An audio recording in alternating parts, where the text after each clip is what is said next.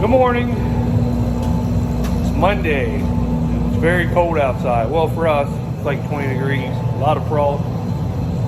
We did have rain over the weekend, which made everything wet. And then we're supposed to have rain, I think, pretty much most of this week after today. So, not much going on. We might try to get over and clean some of the brush up, but I don't know if the field's too wet. We don't want to tear it up. So, probably just piddling today. I do got to change the inside cab filters, the 3 hydraulic filters underneath of it, and then grease it, and she will be completely done and put away. Then I'm probably going to get the 9200 out because I got all the filters and everything to service it, but she's pretty dirty because she did mainly tillage. She's got some hard dirt on her, so supposed to rain this week. I'm probably going to get her out and just let her soak, get rained on, let it soak, get everything soft on her, wash it probably Wednesday, back her in here and go ahead and get her serviced and done, and then get one of the 83s out and do it too. The one, my brother's, doesn't need to be serviced because we had just serviced it right after the 100-hour break-in because we got the new motor. So she's pretty much, she has really low hours on her service. So I'll get the 92 done, then I'll get my 8335R done. And then check these beans out here. It's supposed to rain all week, so that's going to kind of screw it up. So we'll probably check them next week, the week after. It'll be getting close to Christmas, so I'm thinking that we'll probably be cutting them after New Year's. But right now the shop's cold. I'm letting the grease gun get a little warmed up because I got if anybody knows, these sprayers got tons of grease fitted on them. Let the grease and the grease gun get warmed up, and I'm gonna stand in front of that heater and let this shop get warmed up a little bit before I do anything. But I'll show you what I'm doing later. Alright, so I pulled one of the doors down, and there's one hydraulic filter, and then there's another one, and then there's one back there. But I'm looking at it, it looks like I might have a hydraulic leak I didn't know anything about. Because, see all this oil on there? Stay on camera. So it's leaking down. I think it's leaking down from this hose. There's another filter right here. It could be somewhere tied to that one. So they do got 3 of them right here. Look at all these hoses on this thing. I don't know how, I still ain't never figured out how they know how to do all this stuff. I mean, that's just crazy.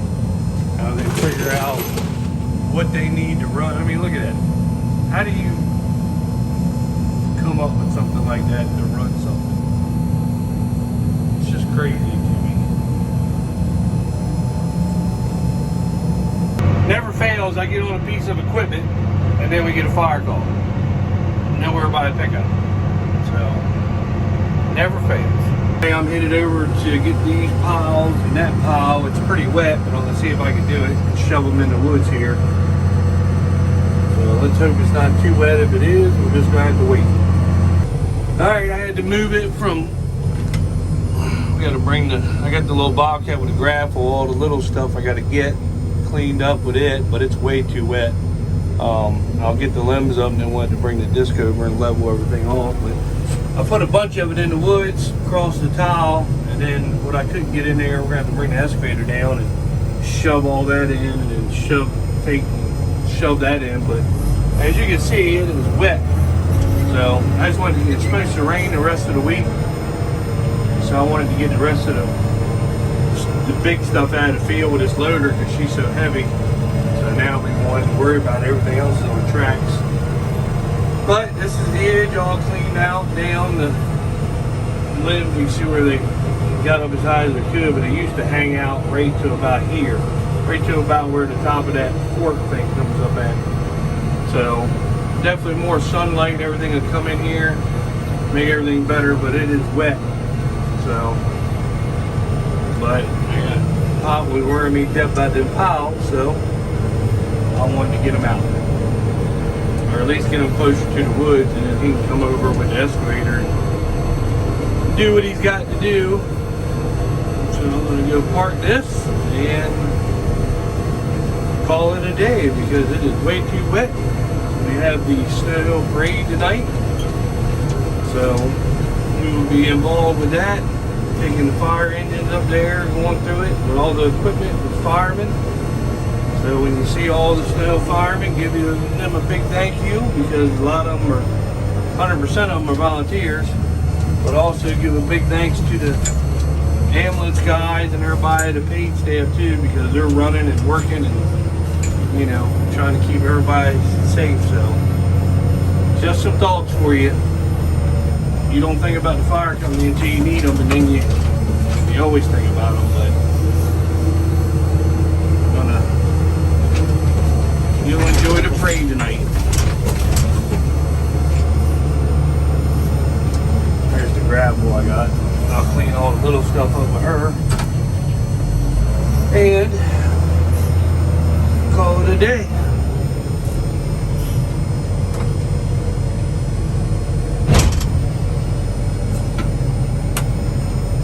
Alright, we're ready for the parade tonight. I figure I'll put the company in it.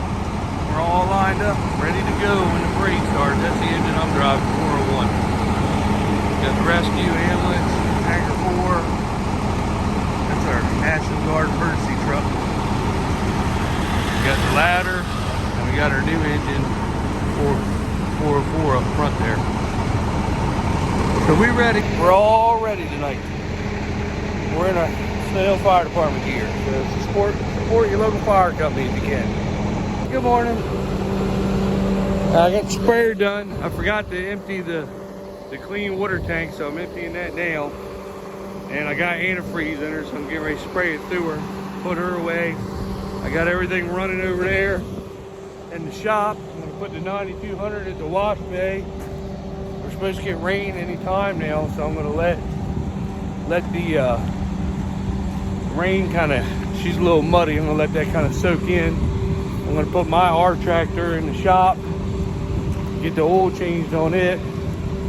But I gotta pull a million things out of the thing, and the shop is filthy. I mean, it is just filthy. Oh, I can't stand it. But doing the maintenance stuff, probably not gonna clean it right now. I'm gonna go ahead and get my tractor serviced and get it done, put back away for the winter, and then let the rain soak the 9200 real good, and then I'll probably wash it tomorrow. Makes it a lot easier just to get the mud and everything off of it when you let it soak a little bit early. So gonna do that, just tinkering today. Probably won't work all day, but just get stuff shuffled around, and then I'll be able to do what I want the next couple days, being it's getting close to Christmas. Just trying to get some stuff done before Christmas, and we go away to Ohio for Christmas, so try and get a little bit of stuff done. Anyway, that's what's going on this morning, but you'll see. All right, got everything put away. I'm gonna blow the shop out actually before I back my tractor in there. I got the big girl over here, the wash bay. Blow the shop out and service her. She did a lot of work this year. I couldn't stand it. I know the floor don't look clean, it's just stains, but I had to blow it out before I backed this thing in here. It's a lot better now than what it was. God, it was nasty. Back the girl in here. All right, I'm gonna go ahead and reset her engine oil. Yeah, let's see. Let me see if I can remember how to do it. All right, we do 250. She's at 225, so close enough. I'm gonna go ahead and reset it because I'm getting ready to change the oil. Now she's good to go. Let's see what the totals are. Zero everything out and get her ready for 2023 season. Let's see here.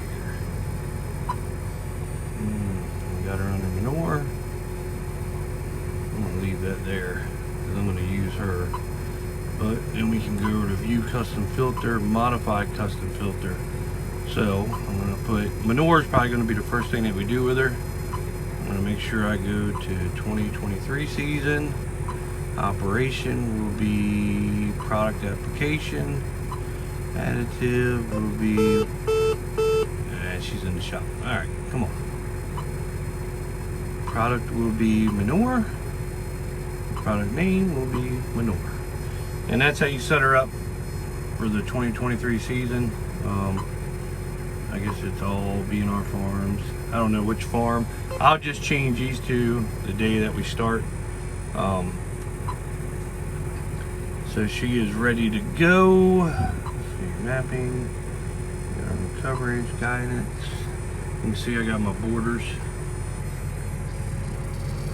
Well, it doesn't show what field I'm in because of the GPS, but anyway, it was a pink outline. That's because I got her in there. You go, see the borders. So I do like them borders. Everything shuts off and does everything like it's supposed to. I'm actually going to go to, let's see here. It's going to be, stop it. It's going to be PTO is going to be what I'm going to be using. So I'm going to hit PTO. So it'll be on that. And she is ready for next year. Turn that off. Take my trash out. Don't have much trash in here. I think I swept her out the other day, so it's kind of clean, but I'm going to sweep her out, clean the cab, get whatever tools in here that I don't need out. If there's any trash behind the seat, which I'm sure there is. I love these tractors to death. The only thing I don't like is the active seat. I do not like, once I get my height set, I want my height set. I don't want, you know, it keeps wanting to, my height set, I want it to stay there. But if you hit a bump or if you just adjust your body a little bit, the seat will start pumping up automatically. And it's just a pain in the ass because then you got to let air back out of it. That's the only thing about these 8R tractors that I despise. Now, I like all the activities on the console. Everything is perfect except for I do not want that seat to pump up once I got it set. If I hit a bump or something, it always pumps up. It does it in the other one too. It does it in all of them. I despise that shit. So, but I'm getting ready to get her serviced. All right, these are built right into the frame here, and they take an 1.25 inch wrench. Let's see, let's tighten it up so I'm going to do the opposite way. I think so. There we go.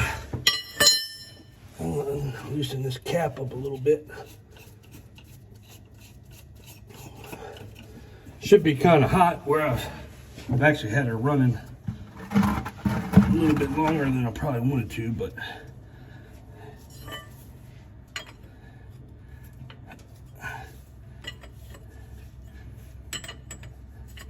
when we first started buying these tractors, I wasn't sure where the hole plug was because I didn't know that they built them right into the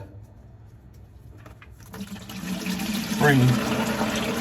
Oh yeah, that's running nice. Look at that. Let her run for a while. She'll do good.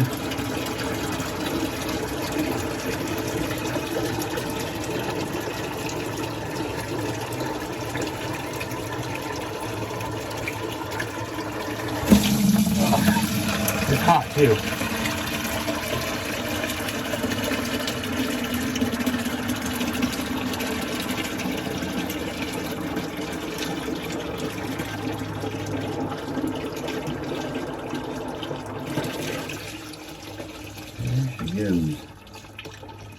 And the oil actually isn't, I know it probably looks black on camera, but it's not really too terribly black. I mean, I can almost, I think she had 225 hours on her this year. And that's probably a lot because we used a bunch of the other 8035R and then the 9200, so this tractor actually got a lot of work, considering it's just a planting tractor really. And I spread manure with it, but I think that's the only 2 jobs it did all year. So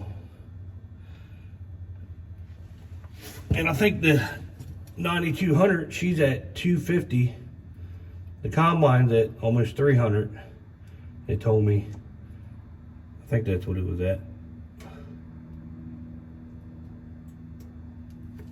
And so everything's right there where it, I guess what it's supposed to be. Let her drip a little bit.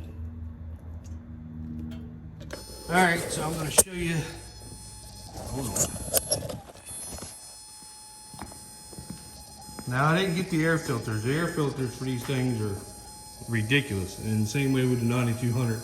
And the combine air filter is like $300. So I'm just going to blow them out. We're going to start going 2 seasons with the air filters, keeping them blown out, because the air filter is ridiculously priced. So to service this tractor right here, now this is without any of the air filters, and she's got 1, 2 in the cab, and 1 right there, and then 2 in the cab. I'm just going to blow them out. So it is for an 8335R. It is $473. So they had about $300 or better on for the filters. So you figure $873 is what it actually costs to do this. Now the 9200, as you see, 9200 is $491.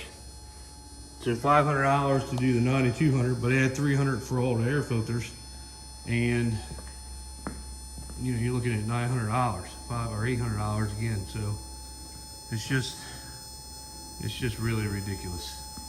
I do got some junk metal here. I can't stand it there. That's from doing work while we were busy. We got a scrap metal wagon, but all of our equipment is across town, the Bobcats and the loaders. So as soon as we get them back, that crap is getting picked up and dumped in that wagon, and it's probably going to be full enough where we can haul it away to the scrap yard. Still got all the stuff for the corn in here. I would really like to turn them chains back in these deck plates and get the other style. I mean, I would love to try the other style. I think they're definitely worth it, but who knows.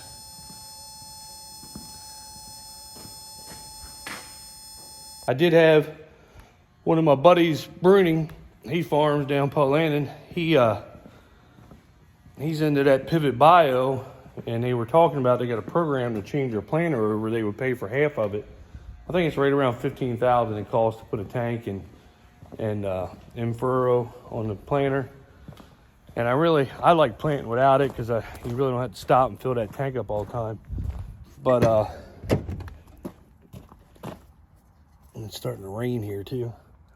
But he sells that Pivot Bio, which you see on all these TV shows. They talk about how good it works or whatever. I don't know if it works or not, but I do like the thing with the nitrogen rate seed. But anyway, they had a program where it goes on the seed. I mean, where they put the tank and everything on your planter, and they'll pay for half of it. But you have to commit so many acres when you do that.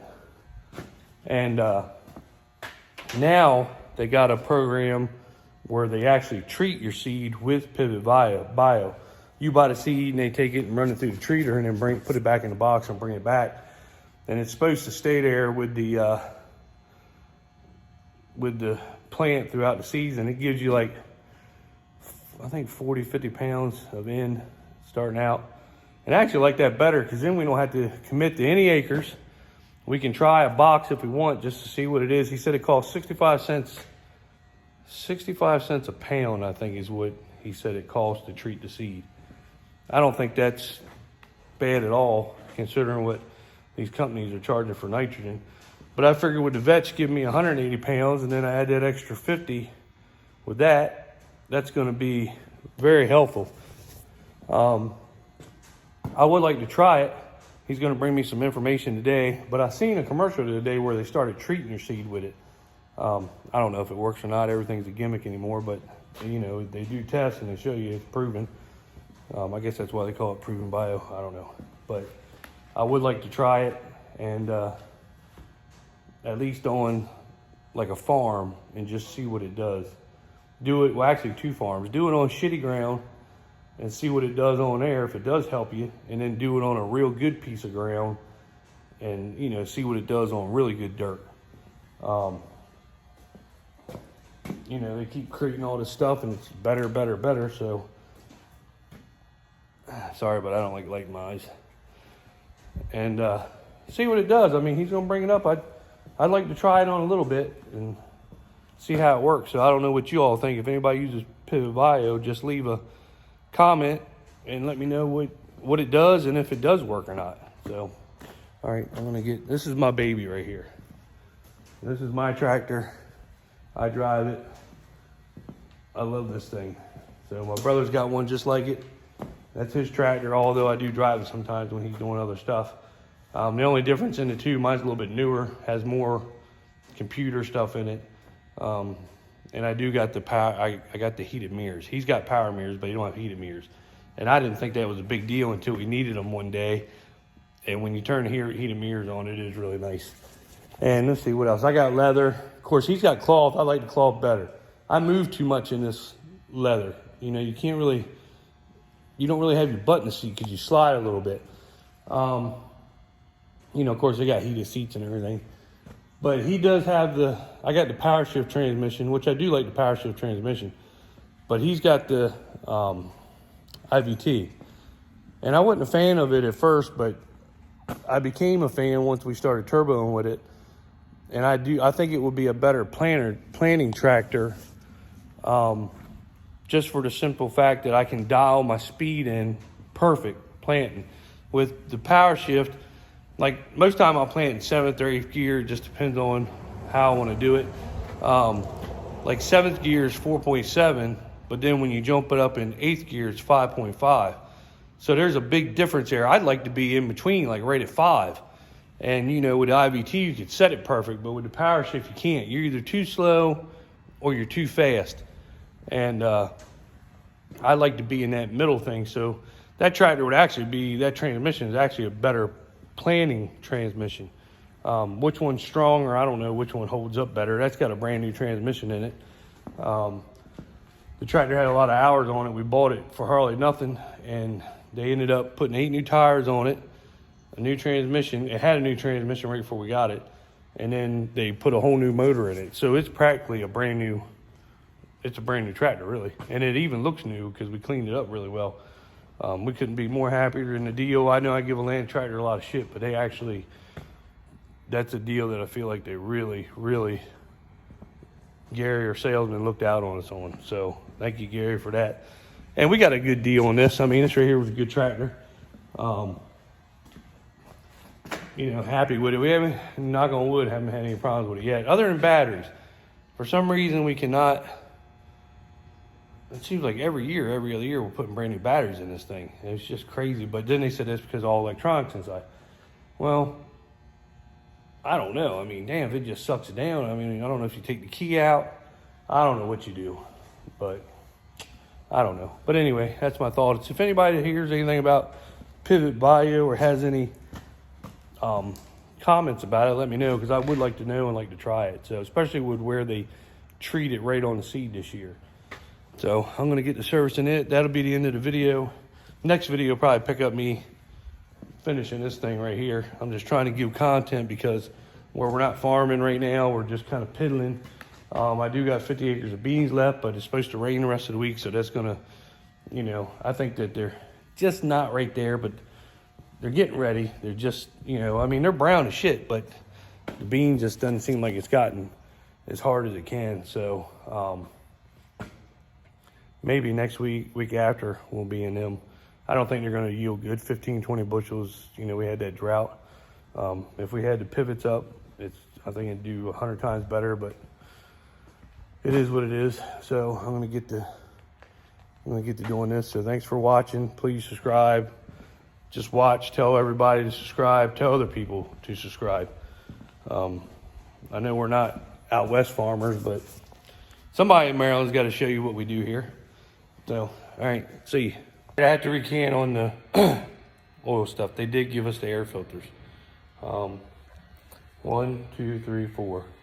So even though $400 some dollars seems like a lot to change oil, I guess for something this big with the motor's $50,000, I guess it's not actually that bad, considering with all the air filters and everything too. So, plus she went through a lot of dust this year because we were in a drought when we were doing stuff. So I'm gonna change them out.